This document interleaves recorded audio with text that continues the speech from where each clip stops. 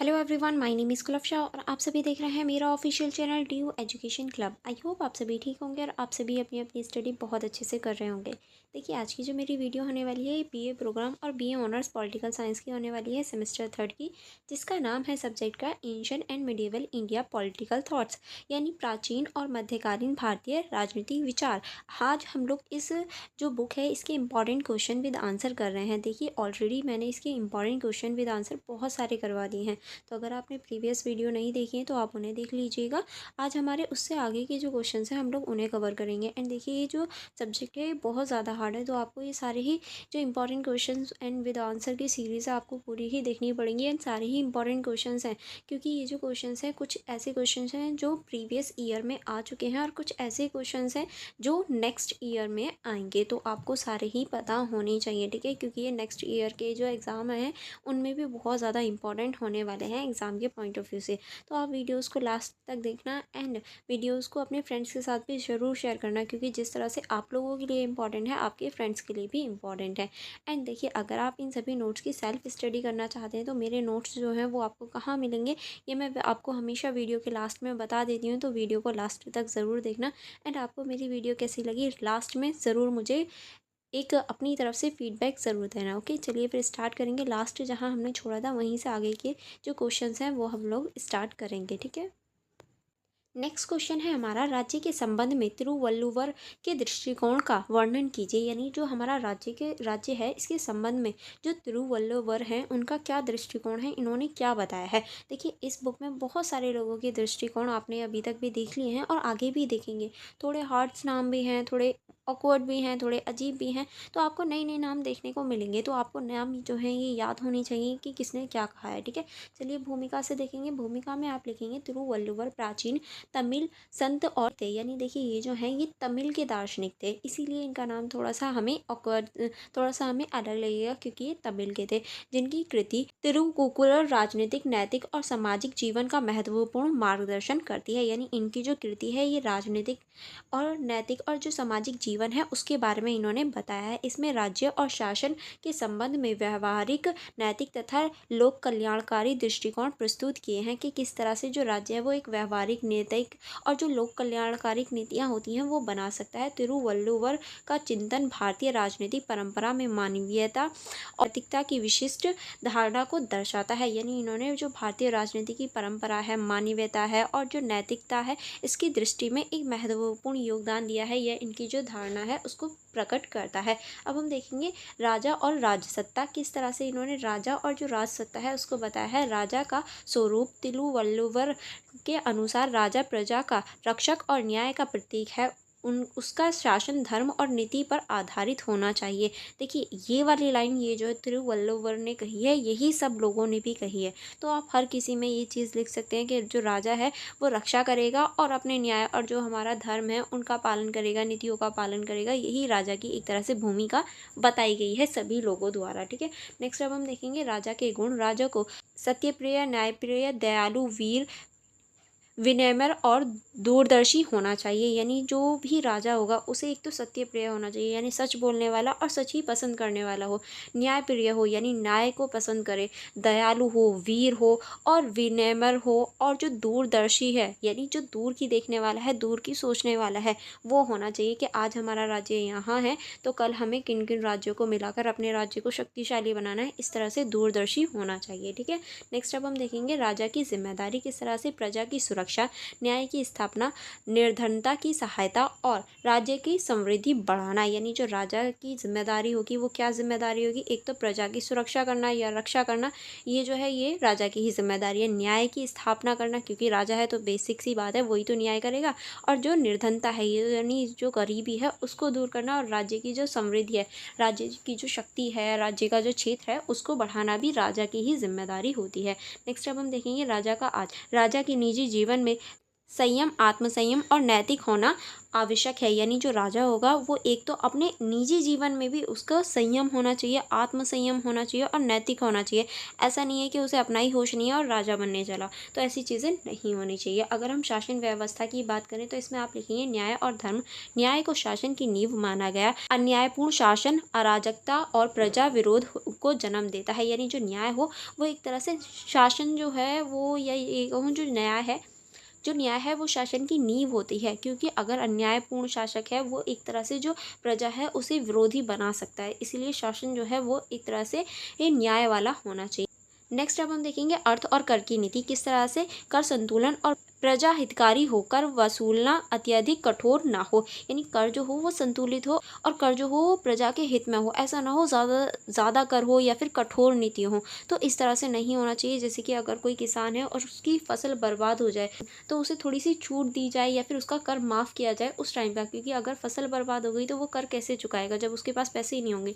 तो ये चीज़ें होनी चाहिए। नेक्स्ट अब हम देखेंगे सेना और शक्ति। की सुरक्षा के लिए सुदृढ़ सेना आवश्यक है, परंतु उसका प्रयोग केवल रक्षा और न्याय की स्थापना के लिए होना चाहिए। यानी हम उसका जो प्रयोग है वो मिसयूज़ नहीं कर सकते, गलत जगह यूज़ नहीं कर सकते, बल्कि बस जो सुरक्षा है अपनी सुरक्षा उसके लिए और जो राज्य है उसकी सुरक्षा के लिए ही कर सकते हैं और न्याय के लिए कर सकते हैं। ऐसा नहीं है कि किसी भी मासूम को मार दें या फिर किसी भी ही राज्य पे बिना फालतू की हमला कर दें, तो ऐसी चीज़ें नहीं कर सकते। नेक्स्ट अब हम देखेंगे मंत्री परिषद और प्रशासन। राजा को योग्य मंत्रियों और अधिकारियों की सहायता से शासन करना चाहिए, ताकि अगर, क्योंकि देखिए एक दिमाग जो है वो एक ही पॉइंट ऑफ व्यू को सोच सकता है।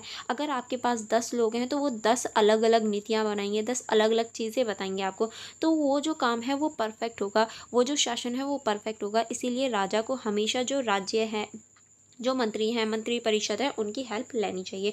अगर हम विशेषताओं की बात करें तो विशेषताओं में आप लिखेंगे राज्य को नैतिक और लोक कल्याणकारी संस्था के रूप में देखा गया है। यानी जो राज्य है उसको नैतिक और लोक कल्याणकारी जो संस्थाएं हैं उनके रूप में देखा गया है। नेक्स्ट आप इसमें लिखेंगे शासन का उद्देश्य प्रजा की समृद्धि और सुख सुरक्षा है। सुख सुरक्षा भी होना ज़रूरी है, क्योंकि अगर राज्य जो है वो सुख और सुरक्षित नहीं होगा तो वो समृद्धि भी नहीं कर पाएगा। नेक्स्ट अब हम देखेंगे शक्ति और नीति का प्रयोग धर्म और न्याय की मर्यादा में रहकर होना चाहिए। यानी जो शक्ति होगी, जो धर्म होगा, जो नीतियाँ होंगी, उनका जो प्रयोग है वो एक तरह से मर्यादा में रहकर होना चाहिए। किसी पर भी फालतू में या किसी पर भी अंधाधुंध हम उसका प्रयोग नहीं कर सकते।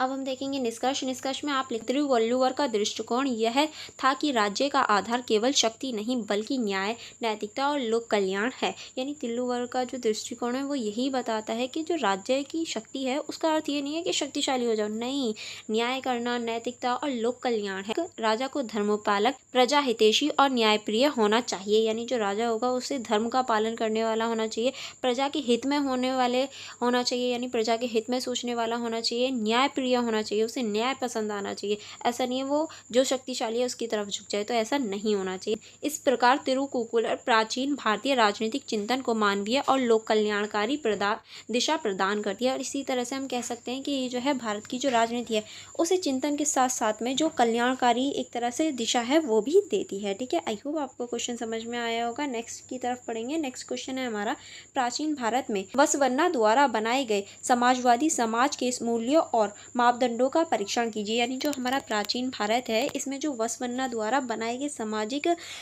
जो समाज है उसकी जो मूल्य हैं, मापदंड हैं, वो आपको बताने हैं। किस तरह से बताइएगा, चलिए भूमिका देख लेते हैं। भूमिका में आप लिखेंगे प्राचीन और मध्यकालीन भारत में महत्वपूर्ण संतों और समाज सुधारकों में वसवर्णा का विशेष स्थान है। यानी ये जो है ये एक तरह से समाज सुधारक और जो संत हैं वो रह चुके हैं वसवर्णा। ठीक है, वह कर्नाटक के समाज सुधारक और लिंगायत आंदोलन के प्रवक्ता थे। यानी वो जो थे वो कर्नाटक के थे जो समाज सुधारक और लिंगायत जो आंदोलन है उनके प्रवक्ता थे। उन्होंने उस समय की कठोर जाति व्यवस्था, ऊंच नीच और धार्मिक आडंबरों का विरोध किया। और इन्होंने जो समाज में जाति व्यवस्था थी, ऊंच नीच थी और जो धार्मिक आडंबर थे उनका इन्होंने विरोध किया। वसन्ना ने समानता, भाईचारा और श्रम की प्रतिष्ठिता पर आधारित एक समाजवादी समाज की परिकल्पना प्रस्तुत की। यानी इन्होंने एक ऐसा समाज बताया जिसमें भाईचारा हो, समानता हो, श्रम की प्रतिष्ठिता हो, ये सभी चीज़ें हों, ऐसा समाज इन्होंने बताया था। उनका चिंतन प्राचीन भारतीय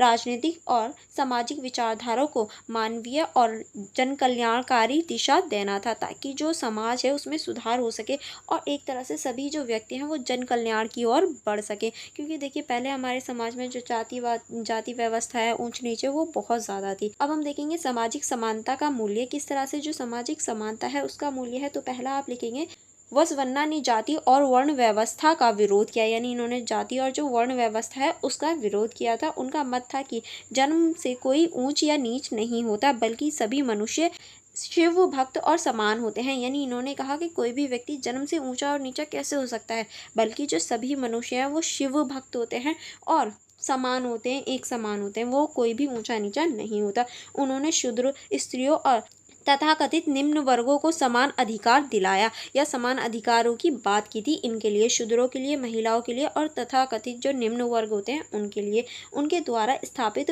अनुभव मठ में सभी जातियों और वर्गों के लोग बराबरी से भाग लेते थे। यानी इनके जो मठ थे, इनकी जो वो व्यवस्था थी, उसमें सभी जाति के लोग मिश्रित थे और समान ही उनके अधिकार थे और सभी लोगों को समान माना जाता था। ठीक है, अब हम आगे चलेंगे। आगे अब हम देखेंगे स्त्रियों की स्वतंत्रता और सम्मान, किस तरह से इन्होंने स्त्रियों की स्वतंत्रता और सम्मान के लिए भी आवाज़ उठाई। वसवर्णन ने स्त्रियों और पुरुषों के बराबर स्थान दिया, यानी जो वसवर्णन है उन्होंने स्त्री और जो पुरुष हैं दोनों को समान माना था। विवाह, धार्मिक क्रियाओं और सामाजिक जीवन में स्त्रियों की सक्रिय भागीदारी को मान्यता दी, यानी जो विवाह है, धार्मिक क्रिया है या सामाजिक जीवन है, उनमें स्त्रियों की भी जो भागीदारी है वो समान ही है। ऐसा नहीं है सारी चीज़ें पुरुष ही करते हो, नहीं, बहुत सारी चीज़ें ऐसी हैं जो स्त्रियों द्वारा ही की जाती हैं या स्त्री भी कर सकती हैं। नेक्स्ट अब हम देखेंगे, उन्होंने स्त्रियों को शिक्षा और स्वतंत्रता प्रदान करने पर बल दिया, यानी स्त्री भी स्वतंत्र हो, उन्हें भी शिक्षा हो, वो भी स्वतंत्र रूप से शिक्षा ग्रहण कर सकें, इस बात पर इन्होंने बल दिया था। ठीक है, नेक्स्ट अब हम देखेंगे श्रम और उत्पादन का महत्व, किस तरह से, इसमें आप लिखेंगे, वसवर्णन ने कहा कि हर व्यक्ति को श्रम करना चाहिए, यानी कोई भी व्यक्ति हो, चाहे वो स्त्री हो, पुरुष हो, कोई भी क्यों ना हो, उन सभी को श्रम करना चाहिए, उन्हें श्रम करने का अधिकार है।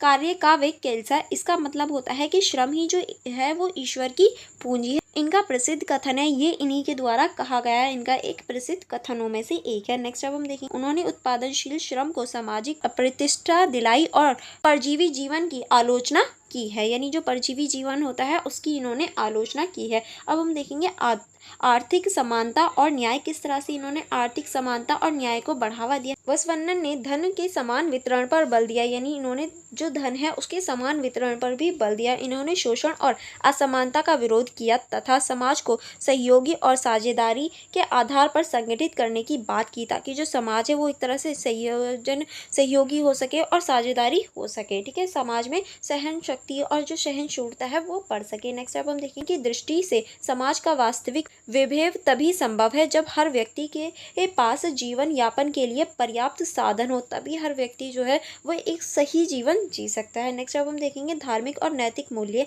किस तरह से जो इनके धार्मिक और नैतिक मूल्य हैं, चलिए इसको देख लेते हैं। इसमें आप लिखेंगे, वसवर्णन ने मूर्ति पूजा, यज्ञ और आडंबरपूर्ण धार्मिक कर्मकांडों का विरोध किया, यानी जो मूर्ति पूजा होती है, यज्ञ होता है, आडंबरपूर्ण जो धार्मिक कर्मकांड होते हैं, उन सभी का विरोध किया। कि ये भी शिव भगवान को मानते थे, लेकिन ये नहीं कि पूजा पाठ कर रहे हैं, यज्ञ कर रहे हैं, आडंबर कर रहे हैं, नहीं, वो अपने हृदय से ही मानते थे। नेक्स्ट अब हम देखेंगे, उन्होंने भक्ति, सादगी और नैतिक जीवन को श्रेष्ठ माना, यानी जो भक्ति होती है, सादगी होती है और नैतिक जीवन होता है, उसी को सबसे ऊपर माना है। उनका धर्म मान्यता, करुणा और भाईचारे पर आधारित था, ताकि जो भाईचारा है, करुणा है, मानवीयता है, उसको बढ़ाया जा सके। नेक्स्ट अब हम देखेंगे, उन्होंने व्यक्तिगत आचरण में ईमानदारी, सत्य और करुणा को सर्वोच्च मूल्य माना, यानी इनके नज़र में जो ईमानदारी है, सत्य है, करुणा है, वही सबसे ऊपर है या सर्वोच्च है। ठीक है, नेक्स्ट अब हम देखेंगे राजनीतिक और संगठनात्मक आयाम, किस तरह से जो राजनीतिक और संगठनात्मक आयाम है, इसमें आप लिखेंगे, वसवर्णन ने अनुभव मठ की स्थापना की, जिसमें प्रथम लोकतांत्रिक संसद कहा जाता है, यानी देखिए इन्होंने जो मठ है उसकी स्थापना की, जिसे प्रथम लोकतांत्रिक जो संसद है वो भी कहा जाता है। इसमें सभी वर्गों के लोग मिलकर विचार विमर्श करते और सामाजिक निर्णय लेते, यानी सभी वर्गों के लोगों को यहाँ पर आने की अनुमति थी। उन्होंने राजा और शासकों से अपेक्षा की कि वह धर्म, न्याय और प्रजा हितैषी नीतियों का पालन करे, ताकि जो धर्म है, न्याय है, वो बनाए रह सके। ठीक है, नेक्स्ट अब हम देखेंगे आलोचनात्मक परीक्षण। अगर हम इसके आलोचनात्मक परीक्षण की बात करें तो पहले हम देखेंगे सकारात्मक पक्ष। इसमें आप लिखेंगे वसुवर्णन ने भारतीय समाज में समान भाईचारे की नई चेतना जगाई थी। यानी इन्होंने भाईचारे की जो एक तरह से फीलिंग्स होती है या भाईचारे की जो भावना होती है उसे आगे बढ़ाया था। उन्होंने समाज में जाति, लिंग और आर्थिक भेदभाव से ऊपर उठकर प्रयास किए। यानी इन्होंने जो जाति है, लिंग है, आर्थिक भेदभाव है, इनको ख़त्म करके इनके ऊपर उठने का प्रयास किया। नेक्स्ट अब हम देखेंगे श्रम की प्रतिष्ठिता और उत्पादनशीलता का विचार आधुनिक समाजवादी मूल्य के निकट है। यानी ये जो है ये मूल्य के निकट हम देख सकते हैं। अब हम देखेंगे सीमाएं। सीमाओं में आप लिखेंगे इनका आंदोलन क्षेत्रीय स्तर तक सीमित रहा और पूरे भारत में व्यापक रूप से स्थापित नहीं हो पाया। यानी ये जो है ये सिर्फ अपने क्षेत्र के लिए ही कार्य करते थे, ना कि पूरे भारत के लिए। ठीक है, नेक्स्ट अब हम देखेंगे कठोर जातीय व्यवस्था के कारण उनके आदर्श पूरी तरह व्यवहारिक नहीं हो सके, क्योंकि बहुत ज़्यादा कठोर जो जातीय व्यवस्था थी, इस टाइम पे बहुत कठोर जातीय व्यवस्था अपनाई जाती थी। आर्थिक संरचना में पूर्ण समानता स्थापित करना बहुत ज़्यादा कठिन था, क्योंकि कुछ लोग जो थे वो आर्थिक रूप से बहुत ज़्यादा सशक्त थे और कुछ लोग जो थे वो आर्थिक रूप से बहुत ज़्यादा डाउन थे। ठीक है, अब हम देखेंगे निष्कर्ष। चलिए निष्कर्ष देख लेते हैं। निष्कर्ष में आप क्या लिखेंगे? इस क्वेश्चन के निष्कर्ष में आप लिखेंगे वसवन्ना का चिंतन प्राचीन भारत में समाजवादी समाज की परिकल्पना का उत्कृष्ट उदाहरण है, क्योंकि इन्होंने समाजवादी जो समाज है उसकी एक तरह से परिकल्पना की। उन्होंने जाति और लिंग के भेदभाव को समाप्त कर एक ऐसे समाज की कल्पना की जहां श्रम, समानता, न्याय और नैतिक सर्वोच्च मूल्य थे। यानी इन्हें नैतिक जो सर्वोच्च मूल्य हैं इन्हें रखा गया था। यद्यपि उनके आदर्श पूर्ण रूप से साकार नहीं हो पाए, फिर भी उनके विचार आज भी सामाजिक न्याय, लोकतंत्र और समानता की दिशा में प्रेरणा स्रोत बने हुए हैं। यानी देखिए उस टाइम पे तो हम कह सकते हैं पूरी तरीके से साकार नहीं हो पाए थे, पूरी तरीके से जो ये चाहते थे वो नहीं हो पाया, लेकिन ये आज भी एक तरह से जो सामाजिक न्याय है, लोकतंत्र है और जो समानता है उसकी दिशा प्रेरणा जो है वो लोगों को देते हैं। वो बताते हैं कि किस तरह से हमें क्या करना चाहिए और किस दिशा में आगे बढ़ना चाहिए। यानी हम कह सकते हैं इनके जो विचार हैं वो आज भी जीवित हैं। ठीक है, चलिए नेक्स्ट क्वेश्चन की तरफ बढ़ेंगे। नेक्स्ट क्वेश्चन है हमारा अवेदांत वेदांत दर्शन का राजनीतिक महत्व क्या है? क्या आज भी यह विचार प्रासंगिक है? यानी अवेदांत दर्शन जो है उसका जो राजनीतिक महत्व है वो क्या है, ये आपको बताना है। और क्या ये आज भी प्रासंगिक है या नहीं, ये आपको बताना है। चलिए भूमिका से देखेंगे। भारतीय दर्शन में अद्वैत वेदांत का विशेष स्थान, इसके प्रवर्तक आदि आचार्य थे। अद्वैत का मूल सिद्धांत बृहस्पत्य जग नियमथा वो ब्रह्मेर ना पर। यह दर्शन केवल आध्यात्मिक चिंतन तक सीमित नहीं था, बल्कि इसका प्रभाव सामाजिक, नैतिक और राजनीतिक चिंतन पर भी जुड़ा हुआ था, या राजनीतिक चिंतन पर भी पड़ रहा था। क्योंकि ये जो है ये सिर्फ सामाजिक तक नहीं बल्कि राजनीतिक जो चिंतन है उस पर भी प्रभाव डाल रहा था। ठीक है, चलिए आगे अब हम देखेंगे राजनीतिक महत्व। अगर इसके राजनीतिक महत्व की बात करें तो पहला आप लिखेंगे सामाजिक एकता और अखंडता। किस तरह से अद्वैत का विचार यह स्थापित करता है कि समस्त जीवन एक ही ब्रह्म के अंश है, यानी पूरा जो जीवन है वो एक ही का अंश है। नेक्स्ट अब हम देखेंगे यह इस सिद्धांत के समाज में भेदभाव कम करने और समानता की भावना को बल दिया गया या बल मिला। ये जो समाज में भेदभाव थे और जो असमानता की भावना थी उसे कम करने में इस तरह एक तरह से इसने रोल निभाया। नेक्स्ट अब हम देखेंगे ये विचार राजनीतिक दृष्टिकोण राष्ट्रीय एकता और अखंडता को पुष्ट करता है। ठीक है, नेक्स्ट अब हम देखेंगे सहनशीलता और धार्मिक सह अस्तित्व। किस तरह से, इसमें आप लिखेंगे द्वितीय वेतन ने विभिन्न मतों और संप्रदायों को एक ही सत्य की भिन्न व्याख्या मानी। यानी एक ही चीज़ के अलग अलग जो व्याख्याएं हैं, एक ही सत्य की अलग अलग व्याख्या हो सकती है, इन्होंने ये माना। नेक्स्ट अब हम देखेंगे इस प्रकार धार्मिक सहनशीलता और सहयोग की भावना ने राज्य को स्थिर बनाने में ये भूमिका निभाई। और यही बात है जिसने जो धार्मिक सहनशीलता है और सहयोग की भावना है उसकी वजह से जो राज्य की स्थिरता है या राज्य को स्थिर बनाने में एक तरह से महत्वपूर्ण भूमिका निभाई थी। नेक्स्ट अब हम देखेंगे नैतिक और आदर्श नेतृत्व। किस तरह से, इसमें आप लिखेंगे शंकराचार्य ने जीवन में सत्य, त्याग, संयम और आत्म अनुशासन को महत्व दिया। यानी जो शंकराचार्य हैं उन्होंने इन चीज़ों को महत्व दिया था। नेक्स्ट अब हम देखेंगे राजनीतिक दृष्टिकोण से यह नेतृत्व में नैतिकता और जिम्मेदारी का आधार बना, क्योंकि इन्होंने जो नैतिकता है और जिम्मेदारी है उसे आधार बनाया था। ठीक है, चलिए आगे बढ़ेंगे। आगे अब हम देखेंगे राजसत्ता की अवधारणाएं। किस तरह से, इसमें आप लिखेंगे अद्वितीय दर्शन के अनुसार शासन को धर्म और सत्य के अनुरूप शासन करना चाहिए, यानी जो शासन है उसके अनुरूप ही शासन होना चाहिए, ताकि जो धर्म है और जो सत्य है उसको एक तरह से अनुशासित किया जा सके। नेक्स्ट अब हम देखिए, इसने राजा को प्रजा हितैषी और लोक कल्याणकारी नीति का मार्गदर्शन दिया, ताकि जो राजा है वो प्रजा के लिए एक तरह से उसका सहारा बने, प्रजा हितैषी बने, उसका जो शोषण है वो ना करे और कल्याणकारी जो नीतियां हैं वो बनाए, प्रजा की एक तरह से हेल्प करे, ना कि उसका शोषण करे। नेक्स्ट अब हम देखेंगे आज की प्रासंगिकता, यानी अब हम देखेंगे कि इसकी क्या प्रासंगिकता है, क्या महत्व है। तो इसमें आप लिखेंगे आज के लोकतांत्रिक और बहुसांस्कृतिक समाज में अद्वैत वेदांत के सिद्धांत समानता, भाईचारे और सहिष्णुता को मजबूती प्रदान करते हैं, क्योंकि आज भी हमारे समाज में जो समानता है, भाईचारा और सहिष्णुता है उसको बढ़ाने के लिए ये जो सिद्धांत है ये महत्वपूर्ण रोल निभाता हुआ हमें दिखाई देता है। यह दर्शन आज भी धार्मिक कट्टरता, जातिवाद और सांप्रदायिक विभाजन को कम करने में उपयोगी है, यानी जो धार्मिक कट्टरता है, जातिवाद है, सांप्रदायिकवाद है या सांप्रदायिक विभाजन है उसको कम करने का प्रयास करता है। ठीक है, नेक्स्ट अब हम देखेंगे वैश्वीकरण और विविधताओं से भरे आधुनिक समाज में अद्वैत का एक तत्व दृष्टिकोण समानता और शक्ति की स्थापना के लिए अत्यंत प्रासंगिक है, यानी बहुत ज़्यादा इम्पोर्टेंट रोल निभाता है, क्योंकि ये एकता जो है उसको, एक तत्व जो है उसको स्थापित करने की बात करता है। नेक्स्ट अब हम देखेंगे, यह विचार हमें बताता है कि राजनीति का अंतिम लक्ष्य भौतिक सत्ता नहीं बल्कि लोक कल्याण और नैतिक आधार होना चाहिए, यानी जो राजनीति है उसका अंतिम जो लक्ष्य है वो ये न हो कि जो भौतिक संपत्ति है या भौतिक चीज़ें हैं उनको प्राप्त कर लें, नहीं, जो लोक कल्याण है वो होना चाहिए और जो नैतिक आधार है वो हमें प्राप्त होना चाहिए, यही हमारा एक तरह से लक्ष्य होना चाहिए। ठीक है, चलिए अब हम देखेंगे निष्कर्ष। इस क्वेश्चन के निष्कर्ष में आप लिखिए, अद्वैत वेदांत दर्शन केवल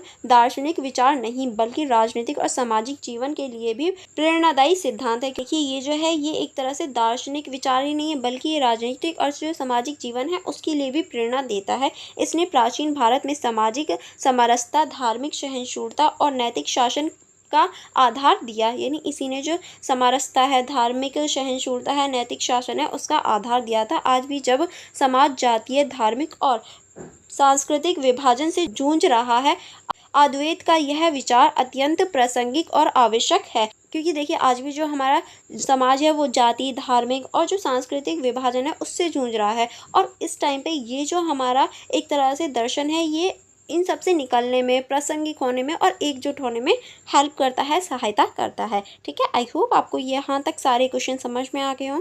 अगर आपको कोई डाउट हो या कोई प्रॉब्लम हो तो आप मुझसे पूछ सकते हैं, अदरवाइज इससे आगे की जो वीडियो है वो हम लोग नेक्स्ट वीडियो में कवर करेंगे। ओके, अगर कोई डाउट रह जाए तो आप मुझसे पूछ लीजिएगा। For more videos, for more connectivity आप मेरे यूट्यूब चैनल को सब्सक्राइब कर लीजिए एंड बेल आइकन को प्रेस कर लीजिए, ताकि जो मेरी अपकमिंग वीडियोस आएँ एंड क्वेश्चन पेपर आएँ आप उन्हें देख पाएँ और अपनी स्टडी को कंटिन्यू रख पाएँ और अपने एग्जाम में अच्छे नंबर गेन कर पाएँ। एंड आप अगर कोई क्वेरी हो, कोई डाउट हो तो मेरे टेलीग्राम ग्रुप में मुझसे पूछ सकते हैं। एंड अगर आपको स्पेशली किसी सब्जेक्ट की वीडियो चाहिए तो आप मुझे टेलीग्राम ग्रुप में बता सकते हैं। एंड बात करते हैं इनके नोट्स की, कि आपको नोट्स कहाँ मिलेंगे। तो नोट्स के लिए आप मेरा जो टेलीग्राम चैनल है उसको ज्वाइन कर सकते हैं। यहाँ आपको सारे ही जो नोट्स हैं, जिस भी सब्जेक्ट के आपको नोट्स चाहिए वो यहाँ प्रोवाइड करवा दिए जाएंगे। एंड अगर फॉर मोर इन्फॉर्मेशन आप मेरी इंस्टाग्राम आईडी को भी चेकआउट कर सकते हैं। यहाँ मेरी जो अपकमिंग वीडियोस होती हैं उनकी सारी जो इन्फॉर्मेशन है और उनसे रिलेटेड जितनी भी इन्फॉर्मेशन है जो आने वाली हैं वो सारी चीज़ें आपको यहाँ पता चल जाए। तो इन सब का लिंक आपको डिस्क्रिप्शन बॉक्स में मिल जाएगा, तो आप वहाँ से इन्हें चेकआउट कर सकते हैं। एंड अगर कोई डाउट हो या कोई प्रॉब्लम हो तो आप मुझसे कमेंट बॉक्स में पूछ सकते हैं। अदरवाइज़ आप वीडियो को लाइक करना मत भूलिएगा। एंड आपको ये वीडियो कैसी लगी आप मुझे अपनी फीडबैक भी दे सकते हैं। एंड इस वीडियो को अपने फ्रेंड्स के साथ भी ज़रूर शेयर करना, क्योंकि जिस तरह से ये वीडियो आप लोगों के लिए इंपॉर्टेंट है, आपके फ्रेंड्स के लिए भी बहुत ज़्यादा इंपॉर्टेंट है एग्जाम के पॉइंट ऑफ व्यू से। ठीक है, चलिए फिर हम मिलेंगे नेक्स्ट वीडियो में। Thank you for watching everyone.